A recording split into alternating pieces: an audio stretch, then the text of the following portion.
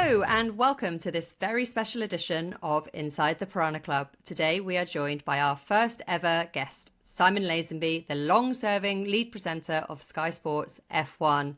Simon has written a brilliant book called Pressure, in which he speaks to people up and down the paddock about their jobs and what it takes to put the travelling circus together. I'm Rebecca Clancy. And I am Ben Hunt. Thank you, you two. This is an honour to be inside the Piranha Club, talking to two piranhas. There we go. Yes, be careful, eh? Yeah, no. Don't go in the water. We've got you on, Lasers, because you've written a fantastic book. I have to say, I learnt a lot from it. The book is called Pressure. It is out now. You can buy it from all of your good bookstores. And you talk to a lot of people in the paddock, names that people will be very familiar with, maybe some names that they're not, but they should be. And it's a really fascinating insight into life in the paddock. And I think between all of us, we discuss about how this is very much a team sport. But I think your book gives a really good impression of what that actually means. We see from your time on Sky, don't we, Simon? You speak to the drivers, the team principals, but actually this is a proper insight into how the Formula One circus travels the world. Oh, well, I mean, coming for you two, that proper journalists, that means a lot. But yeah, look, I think when I was asked to do the book, I did think, certainly the autobiography would be a lot different to this, and no one was asking for that. So it was about making sure that we kind of gave a 360-degree view of the people that travel the world, and we know them well, and we become friends with them. Like, we always catch up in the paddock, and I interviewed Ben for this one. Sorry, Rebecca, I should have interviewed you, but I think I'd left the Times by the time you did the book, though. It's all right, I'll forgive you.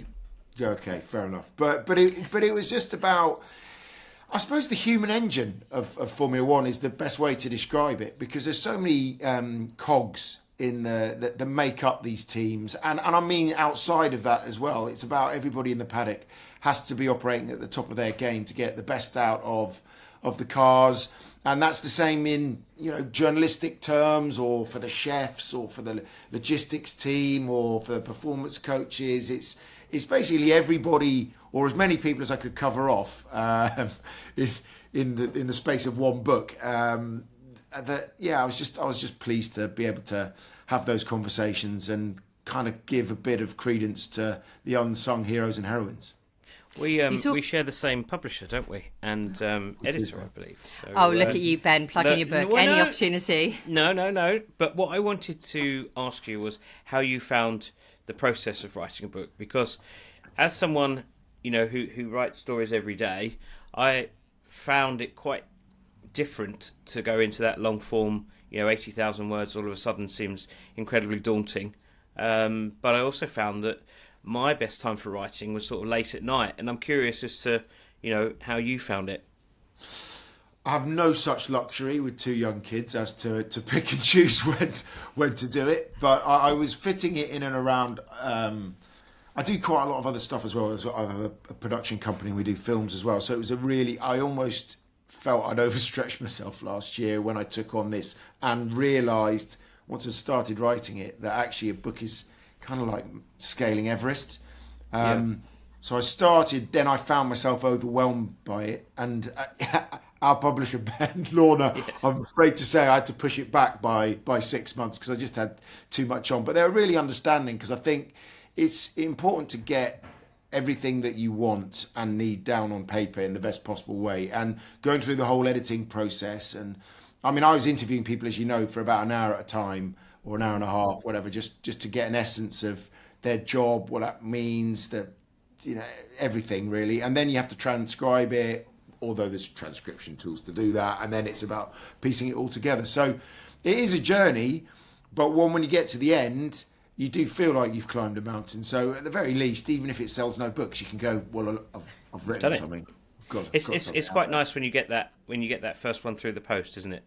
Yeah, it is. And I have to say, it's you'll know it. It's just that feeling of, great, you can relax now, and all of a sudden there's more time in a day. Well, there is, but then you're worried about how's it going to be received? Are people going to like it? And I guess that's the thing with your book. Of course, you've got so many characters in there, so many voices. Hopefully, You- some of them like it. Well, you had George Russell. I mean, you've got some big names in it. You've got George Russell, James Vowles, Bernie Collins. You've got obviously your Sky colleagues in Crofty and Martin Brundle.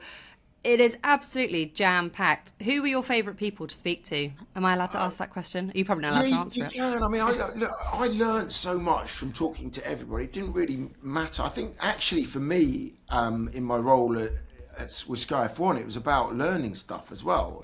You can always improve in what you're doing, and I think by talking to people, actually taking the time to understand how they do their job and what they do, it didn't really matter what the role was. I was learning something, and for me, that's half the journey, or half the real thing that I enjoyed about writing this book was actually once I came out of it, I thought, well, I didn't know that at the beginning of the day, and then once I wrote it down, I did. So everyone from Jock Clear, Zach Brown, I found some of the engineers fascinating, actually, because they're just so super intelligent. Someone like Andy Cowell, for example, when he was explaining how he was developing engines with Mercedes and HPP, you're like, that's amazing how he can explain it so simply and so efficiently in layman's terms. And hopefully, I try to get that across in the book, in that these guys are just, they're so clever that they can explain it to a Luddite like myself. And then, attempt to make sense of it when you get it on paper. But he was great. George was just brilliant, and he gave me I forced him into a gratuitous plug in Singapore. Oh, I love that. Yeah, check out Laser's social media if you haven't seen it. It's very good. Yeah, I love that. I I know love there are that many that plug. would do that. But yeah, George. I love the thing about George is he's quite geeky. He loves all of the detail. He's a details man. But he's also got his feet firmly on the ground, I think, and that's what I love about him. Britain's #1 Formula One driver, I think I called him in our last did? podcast. We were having a conversation about that in the office. Discuss.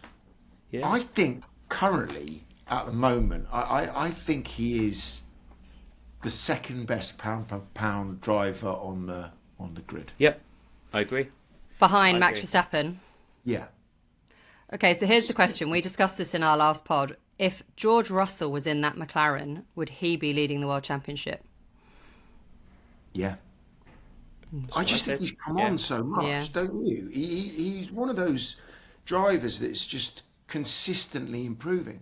And it is that attention to detail. And actually, I do go into it in the books. Just you look at what he does going into race weekends. And I know they all do it to some extent, but he's always looking at just little things, like he's going on about how he's looking at the long-term degradation of his body over time and looking at ways to improve that, whether that be his brain, his eyes, making sure his nerves are absolutely as tight as they need to be. He's always improving. He's taking ice baths. He's looking at his nutrition like they all are, but it's sleep patterns. It's everything, like wearing blue blocker sunglasses before he goes to bed so that he can bring his, get his body ready for this. So he's always, primed to go to sleep when he needs to go to sleep and make sure he recovers. So this isn't by chance. He leaves no stone left unturned, and I wish him all the luck in the world. I know that the others do too, but I just think that there's something different about him. He really's got a point to prove, I reckon. There's a great story in the book, actually, that not to give it all away. There are many good stories, but the George one that really made me laugh was that he had to get a structural engineer in for his balcony because he wasn't sure if his ice bath would collapse the balcony or not, because he has an ice bath every single morning. Like, he's so committed to the cause. Yeah, he is. He is. But isn't that brilliant? He's so open and he's so honest, and he will always. Actually, he's one of the few top-level drivers that will stop and have a conversation in the paddock. He makes time for everybody. And I think he's one of those drivers that you just know, kind of, he's always been there as he come up through the ranks, never changed. And I really respect him for that. Might be different when there's a world championship at stake. Yes, of course, yeah. Well, one of my favourite chapters in the book was actually the logistics chapter, because for the three of us, it's all the same. We rock up on a Thursday into the paddock. It's sometimes finished, sometimes it's not. But I don't think I've ever really appreciated the scale and the amount of work that goes into it. You talked about having to hire all these 20 truckies per team, and they were away from their families for the whole summer, and how they put it together, Monaco being the headache that it is. And actually, I had a newfound respect for how even the paddock gets put together. Yeah. I mean, it's incredible, isn't it? The logistics team. I spoke to Danny Loeb from Williams for that one, and he's ex-military, so you can that exactly. It's just so F1, isn't it? That you're in military logistics. What am I going to do next? What's the next challenge? I tell you what, Formula One logistics is pretty tough, and it is because they have to park some of their trucks in 3 different countries for Monaco, and then move them in on time. Make sure that everything is there done. They take it down they have to do it in 9 hours or something like that, the Williams motorhome, before getting it across to the next one on the back-to-backs. So there's so much that goes into it. It has to be military grade precision, and their timing is everything. And if they get it wrong, then you don't want to be working out of a gazebo with all the VIP guests. So it's never happened in my time, but there's been a few late shouts. I think we've seen it happen on Media Day. Monaco last year, was it, or the year before? Yeah, that was pretty close, wasn't it? Yeah. I mean that's the thing. I mean those things like 20 trucks, and they've all got to arrive at the right time. You can only have one truck in the paddock at the time, and of course you need to unpack it in the right order.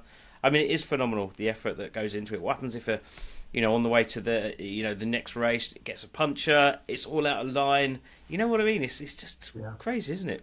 It's crazy, and and the costs of the air freight compared to sea freight. It's literally sometimes it is cheaper to buy 5 sets of one piece of kit rather than flying it at however many quid per kilo it is. It's astronomical, and the freight charges are massive. And then you get something like Somalian pirates, right? And they have to go round the Horn of Africa to avoid things. It's really, it blows your mind what some of these people have to go through just to keep the show going, so we can all go, oh, brilliant. Where's the media centre? I need a sandwich.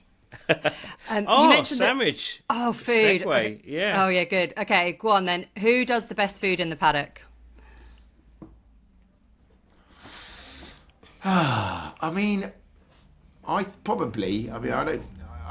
It's a sample of probably 3, because we're never going to get into Ferrari, are we? I mean, I love Italian food, but you and I know. Back in the day, we used to be able to be. Pre-COVID, we used to be able to go into all the hospitality, didn't we? Yeah.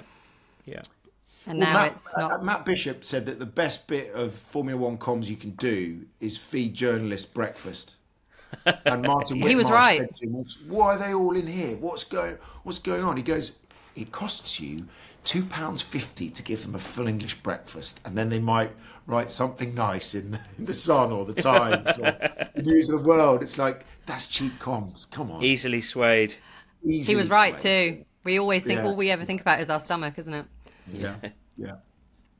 You talk a lot about the backstories, and they are really fascinating. And one of the themes that runs through the book is the Piranha Club. It gets a mention a lot. We are obviously called Inside the Piranha Club because we talk about what happens off track. What's your view on the Piranha Club? Is it one of the bits of the sport that you like, or do you think it's all a bit nonsense? I think that it's never ever going to stop. I think strangely, it's missing the antagonist at the moment, isn't it? With Christian not being there, I think they're all missing a little bit of the pantomime villain. Can I call him that? The pantomime villain? I think at the moment it seems to be we've got quite a lot of engineers in team principal places, and they need to learn the theatre, don't they? We need a bit more theatre again. Zach's getting quite good at it. I'd like to see Zach versus Toto, or I don't know, something happening. Toto does seem flat though this year, doesn't he? You've interviewed him a few times, and I've watched your interviews, and he's a bit blur, for want of a better word. Wants to get back to winning, doesn't he? That's the thing. I think they enjoy the fighting. Yeah, I think they do. It's part of this, as you say, Ben. Actually, in the book as well, and that's one of the things you mention is just the fact that it's multifaceted. This sport, we enjoy on track stuff, we enjoy historical stuff, technical stuff, and the politics. And one of the things that Drive to Survive has forced into the consciousness of all fans is that it is theatre every week, and that's on track, but it also is off track. And I think we need a big political story. I've missed that this year. I've missed two scrapping Nico versus Lewis type intra-team battle, as opposed or Senna Prost, as opposed to this nicey stuff. I'm hoping it gets a bit more gloves off now, everything that happened in Singapore, and they've clinched the constructors. But this has been a decent battle, but I kind of want a bit more from this season off the track. What do you think? Do you? Well, I agree with you, and I wonder if this is the changing face of media, and you might be able to explain from a TV perspective. But I certainly think from a written perspective, there is no coincidence that you've got the decline of the amount of journalists, written newspapers, staff writers, if you like, that going to races, and all of a sudden those news stories have kind of dried up. Is it a case of either Formula One now being too nice, or the teammates or too comfortable, or indeed is it a case of journalists not driving that rivalry and developing those personalities and asking those awkward questions? Because we know that there is definitely some animosity between the drivers. It's just never brought out into the open. It's kept very much internalised within the team. So is it a case of, the type of journalism that's going on that's not allowing us to develop these storylines and characters? Do you think that's the case? I think you make another really good point, Ben, is about the audio file sharers. Yeah. That are in the paddock. Now, you two, as dare I say, it's proper journalism. We need a few. It's great if the papers could afford to send journalists to every single one, because proper journalists that have earned their stripes and come through and want to cover Formula One.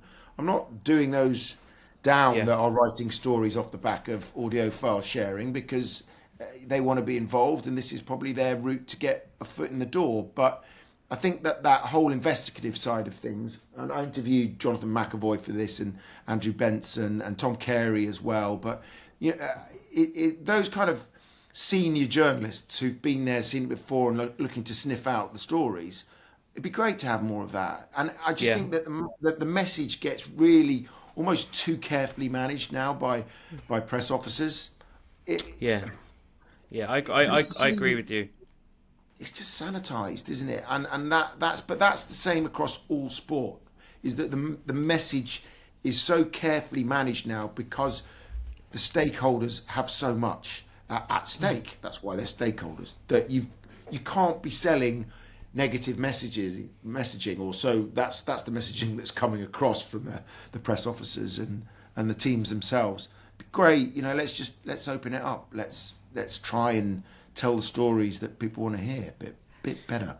Yeah. Which is what obviously your book's trying to do the the stories behind the scenes. But I totally agree with you, and I think that we are missing that element at the moment, the Piranha Club element, with Christian Horner not being there, the protagonist, because what he was doing was generating those stories which would allow you to tuck into those and develop personalities and rivalries, which is obviously what we're interested in. So and a lot of that rivalry came from 2021. Talking of, it's like you do this for a living, Simon, segueing nicely. You talk about the drivers. Oh, no, I'm fine. I'm fine behind my mic. Thanks very much. The rivalry, obviously, between Horner and Toto Wolff blew up in 2021. You have done a fantastic job in the book of really getting behind 2021. You speak to some of the key players who were part of not just that night. Jonathan Wheatley, for example, who many people think won that championship for Max Verstappen and Red Bull, and James Vowles was obviously there. And it's a really fascinating insight. When we look back at 2021, we were all there. The three of us were there in Abu Dhabi. It was probably one of the longest working nights of all our lives. Well, not quite as long as Vegas. Oh, not quite long as inaugural Vegas. Yeah, that's true. That was 23 hours straight. Yeah, that was exhausting. You're right. But what are your when you think of 2021? What are your first thoughts of it? Just what a night. I mean, look, if you're a Lewis Hamilton fan, obviously it's the worst night of your life. I think Mercedes probably still haven't got over it. A lot of the people that were there that night, and I can understand why. There was no conspiracy theory as far as I'm concerned. It was a refereeing error, but nonetheless, it was an error. My memory was, usually when we're coming back in and I'm picking up off Crofty at the end, I was just like, what are you going to say about that? I mean, at that stage, I was like, okay, wow, what a controversial end. That's all we could caveat what had happened at that stage, because number one, we were frantically getting into the rule book to understand exactly what had happened and what rules had been broken by, or what hadn't been followed as far as the regulations were concerned. And that didn't really emerge till a lot later. So Mercedes went into full-on lockdown. They didn't know whether they were going to go the legal route or whatever. We couldn't get any information out of that side of the story. So therefore, there was a focusing from our side on Red Bull have won it. You can't do them down in the moment, because that is what happened. They finished, or Max finished in front of Lewis. He'd won the race on the track. So we kind of didn't know what was going on. There was just complete confusion. And then I think Sky, what we do best is we go into kind of news mode. And I really enjoy it when it's like that. You're trying to go between Ted over here, Karun, or whoever, I think it was Karun at the Sky Pad that night, that was doing a good job of analysing what was happening and just trying to make sense of it all. But inevitably, you've got to come off air at some point, and the story went on and on and on, and you guys and all the girls and guys in the media centre were earning their corn, and we probably could have stayed on all night and been none the wiser. We would have found out a few months later. But it was really, it's my most memorable night in TV, just because of the scale of it. We were on Channel 4 as well, with simulcasting. It was, I feel the same way that everybody does. Lewis should be an 8-time world champion, but that wasn't the narrative that occurred, and it remains the case, and forevermore. It was the Maradona hand of God moment, wasn't it, really, for Formula One? Yeah, it was. I mean, I remember my 8-page pullout getting pulped, and I had filed with about 13 laps to go, and I remember frantically phoning up my sports editor saying, "Don't run it!" Unbelievable. It was, and you mentioned it, because you again in the book, Ben, you talk about Lewis and your life for however many years at the Sun was Lewis, and you were almost, dare I say, stalking him. Oh my God, yeah. I mean,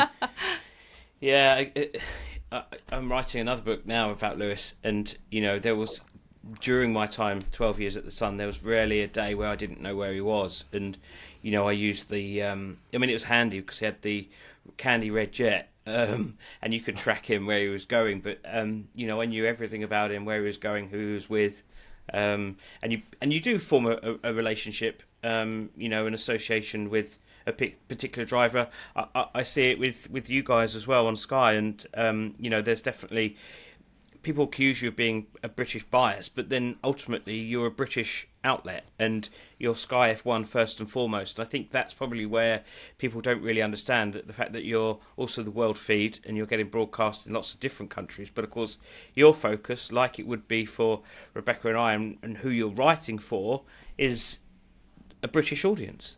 And of course, you do it when, and I notice it, not just you, but all the presenters will refer to the British drivers often by their first Christian names, and often the other drivers by their surnames. It's really quite interesting, but it's just how it works.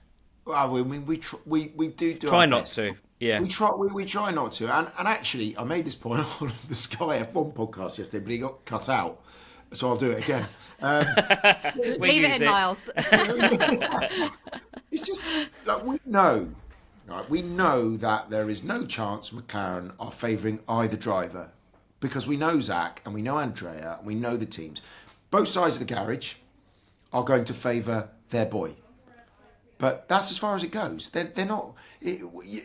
There's no internal controversy. There's no conspiracy theory here about a British driver. They want Lando to be. That's bullshit, isn't it? I mean, it really is. And so we know that, and you just let it gets whipped up. Like on the podcast, you just look down the comments. It's British bias. It's like, it's not. We don't. I don't care. who wins, right? I might be pleased for the person that wins, but it's not my job as a presenter to have any opinion on this. You have drivers that you prefer to others, but honestly, it's just we're there to observe a brilliant sport, and at the end of the day, whoever wins will win. I'm not cheering for anyone, so people can have their opinions. Do you think it'll get nasty between Piastri and Norris? Hope so. Maybe not nasty, maybe that's too strong a word, but the gloves are off, aren't they? Yeah. I mean, I hope so too. I think we all hope so. I think they've played it down. I think there was a bit of, I think there's been a fair bit of desk banging by both of them behind closed doors that we don't get to hear about. But they're sportsmen, they're professional sportsmen. The pressure is on them, and they've got to deliver. And if they wouldn't be human if one of them wasn't getting pissed off, if the other one had... I mean, of course Oscar's going to be annoyed about what happened in Singapore. But Lando put his car there, hit Max, went into him. He got overtaken. He got done on track. The steward said it was fine. What are they going to do? Swap them around? That would have been even more controversial. They've created this for themselves. I understand that in principle, what they're trying to do is make it as fair as possible, and I understand it. But we all know that motorsport operates. There's a lot of grey areas, and you can't manage everything. So, you create a rod for your own back, and I don't think they've done that with anything other than trying to make it as fair as possible. But it creates a whole raft of other issues. Yeah, I agree, and I think that I wrote something the other day saying that it's a different prospect now. It's all very well maintaining that harmony, but the moment that you've sealed that Constructors' Championship, it becomes a different prospect, different ball game completely, because you've now got the Drivers' Championship. They're the only two really that's capable of fighting for that. And McLaren have just got to let it go, haven't they? They can't manage or interfere in this. I think they've just got to let it go and see how it plays out. Yeah, I think they will. I think that, Zach and Andrea and everybody at that team, it is a team full of racers, which is an overused expression. Everybody's a racer that is involved in Formula One. But, Zach goes racing on weekends.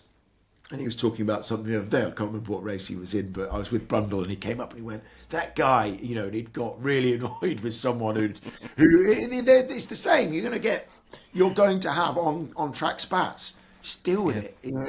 Let's get on with it. It's racing. Lasers, can I ask you a bit about your entry into Formula One? You talked about an autobiography and you kind of touch on your own journey within the introduction. Is this your 15th season in the sport now? It is. Yeah. So you mentioned in the book you got into F1 in the mid-80s. And what I thought was interesting in the intro from Damon Hill, he said you appeared a bit sceptical in your first couple of years within the sport. Why was that? Because you obviously started out as a trader, for anyone who hasn't read the book yet, and then you moved over to sport to do rugby with the great Martin Turner, who then brought you over to F1. But what was that scepticism at the start when you first joined the paddock in 2012? It was just a little bit like you've seen it in the past with championships that might have been decided in a variety of ways. It's not about manipulation, but there's always been that. I think it's sport meets business meets, marketing, and therefore what's the most important story. And there's countless examples over the years of whispers about Ferrari international assistance and things like that. And so you have that element of should I believe what I'm seeing, or is there a wider agenda at play and things like that. So it's just a healthy kind of skepticism about sports when you go into them, and until you understand, what there is at stake, and actually learning the intricacies of the sport once you're inside the paddock gates. I think that's it.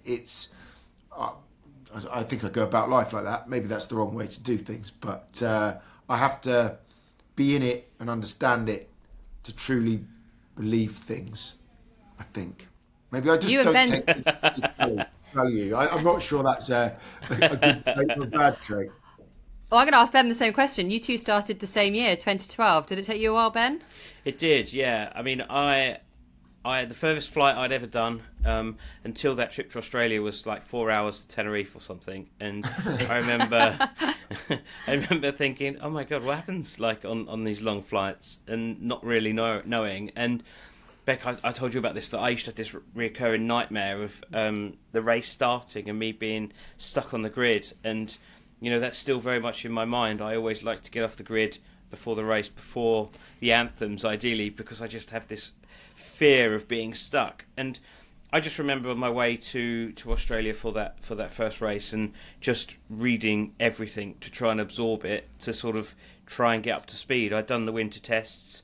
They were all in Barcelona, and they were 3 weeks at the time. So I was pretty well versed on certain things, but just the race weekend format, and realising just how many people were working within Formula One. 4,000 people.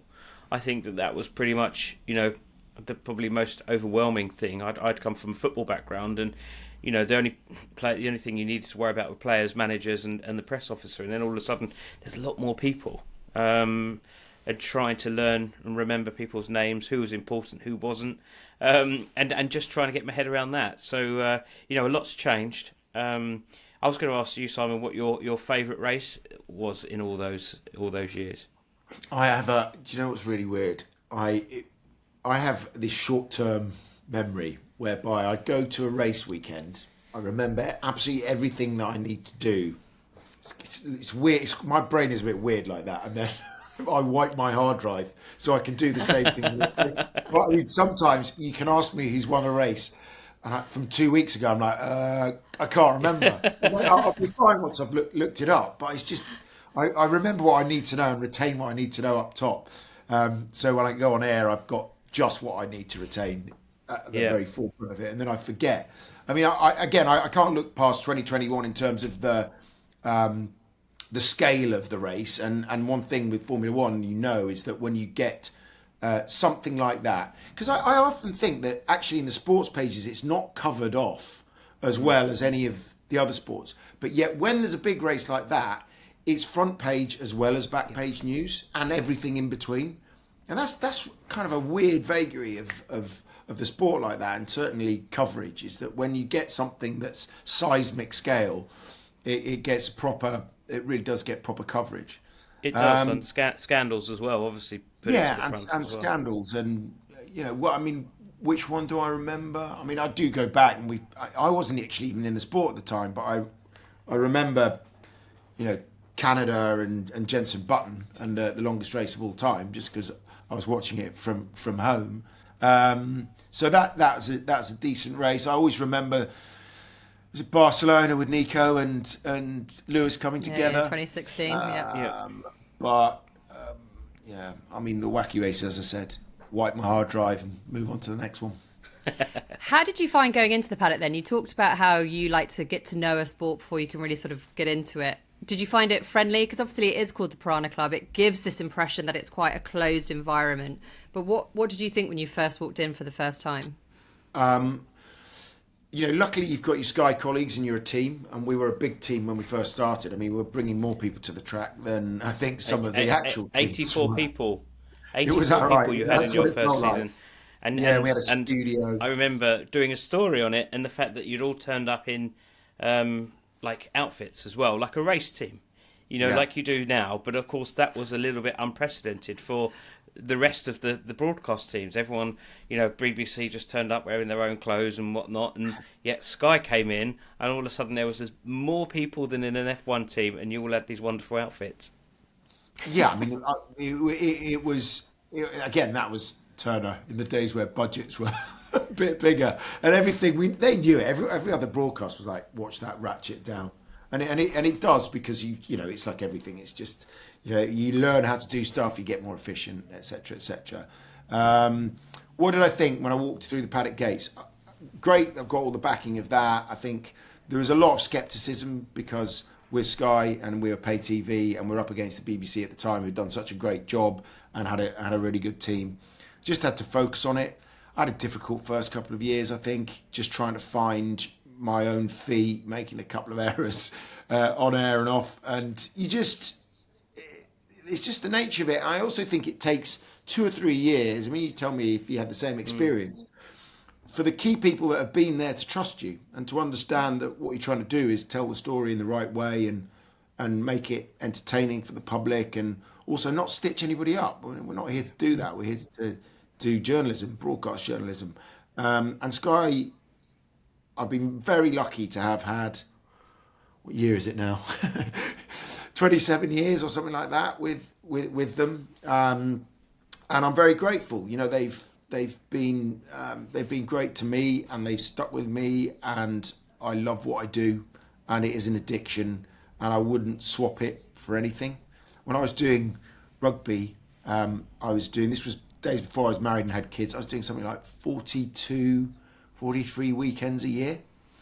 And I couldn't do that with kids now. You'd miss them growing up totally. So the one thing about this is that we can plan the year in advance. I just love the sport, love the travel. Got itchy feet, always have. How many races do you do a year now? Because it is a lot of sacrifice. I've got 2 young kids as well, and you miss events you don't want to miss. You miss parties and weddings, and it is difficult. So you've got down to 16. 16's great. Natalie and I, she does 8, and again, you know, she's got kids the same age as mine. So actually, it works really well between us now. So she does 8. I do 16. If it goes to 25, I think I'm going to do 17. But I'm about where I want to be with it. I think 24 is a plus 3 tests next year. It's 27 weeks. And when you think about it, it's sandwiched into, 38, 40 weeks maybe? Yeah. Something like that. It's just a lot. And you'll, as you said, you can miss life, and life flashes before your eyes anyway. So, but I do not take anything for granted. It's the best job in the world. I'm very lucky to have it. So, I relish the time at home, but I also love going away for the sport. Do you get first dibs on the 16 races? There's something in the contract about something. Draft pick. That's what it is. You do the good ones. Yeah, first 4 picks, but I've been pretty lucky. Yeah, I get some good ones. Yeah. I mean, the schedule is something, isn't it? I was talking to some of my colleagues, friends, who come back from Singapore, and they're all broken at the moment. And of course, we're just a couple of days away from them getting on another plane, going out to Austin, for which is a fantastic, fun week. But of course, that's the start of these 6 races that are left to go with sprints and everything else. It does. Listen to us. We're going on about woe is us, but it's time consuming and hard when you've got family. Yeah. It's the intensity. These sprint weekends are really intense. Actually, on broadcast weekends, I've noticed it ramps up for us for a sprint weekend because there's more at stake. I understand why Stefano wants more of these.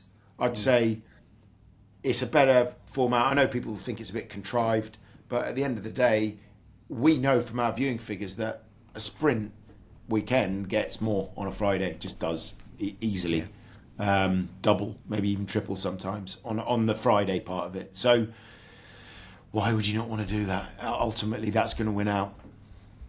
Yeah, absolutely. I like them. I think they're good. They always seem to bring something different to a weekend. I like the liberty of trying things as well, because no one wants more practice. They don't. I think that's where we're at, isn't it? We don't like the practice. No. No, and actually it creates more jeopardy. I mean, I know that it is a championship that the engineers want to run, but what? Come on, let's just go in blind. Go straight into no practice, straight into sprint qualifying, and then jobs are good. Perfect. Right, lasers. To finish off the interview, we're going to do a quick fire round. So, Are you ready? Okay. I am promised, yes. Right. Okay.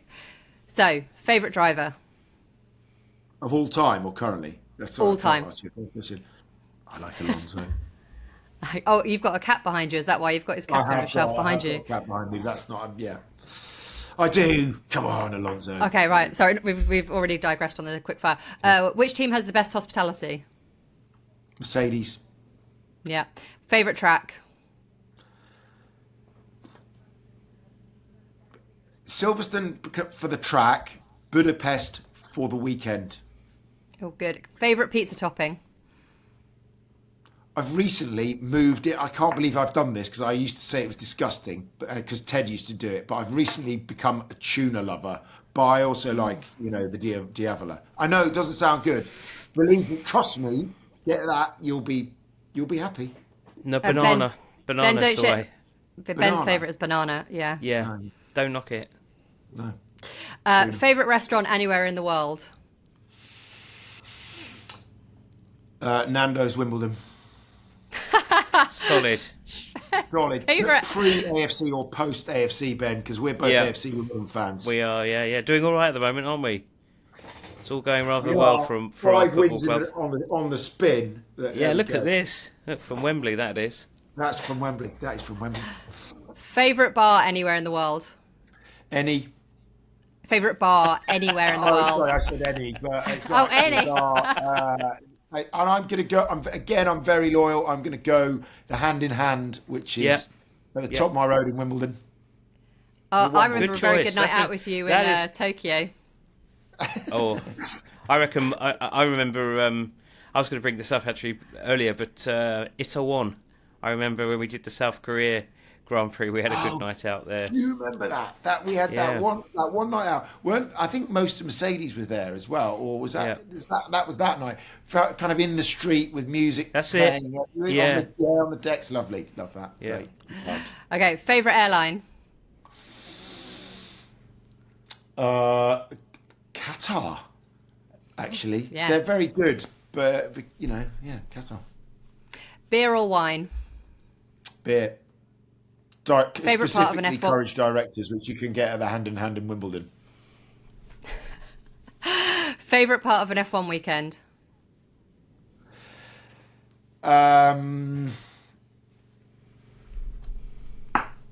Do you know what? Favourite part of the weekend, favourite part of the whole year is qualifying in Melbourne.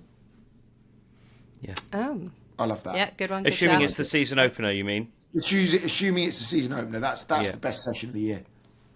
Yeah, good shout. And best thing you've ever done in Formula One? Oh wow! Right, so I've been really lucky. So I have hurtled down a bobsleigh run in Sochi with Danny Kvyat in full I remember. lycra. I've jumped out a helicopter over Vegas with Danica. Was that last year? I've jumped out of a plane in Austin, strapped to a sailor with Johnny Herbert, which was a good one. And I've been around Monaco in a car with Fernando Alonso and Austin with Carlos Sainz and a few others. So I am spoiled. I have been very spoiled on these in shooting some great features for Sky. So it's hard to pick one, but I do remember that being strapped to a sailor and really, really enjoying that. I feel like we need another night out to talk about this. Yeah, Why a it's- sailor? I mean, I could imagine. I don't if it know. was someone from They the were Air part of the Force, but Navy. They were part, it was the Navy display team or something like that. Okay. So that's a sailor for me. okay. And who doesn't love a sailor, Ben? Who doesn't love a sailor?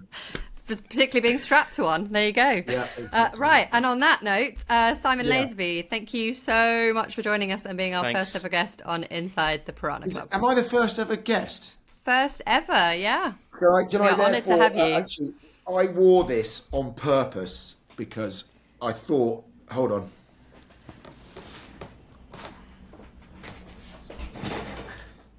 Wow. Very I It's love not good. it. Piranha, but it's as close as I could get to be Excellent. supportive of the Piranha Club podcast. And that's why we love you, lasers. That is very kind of you. Thank you very much.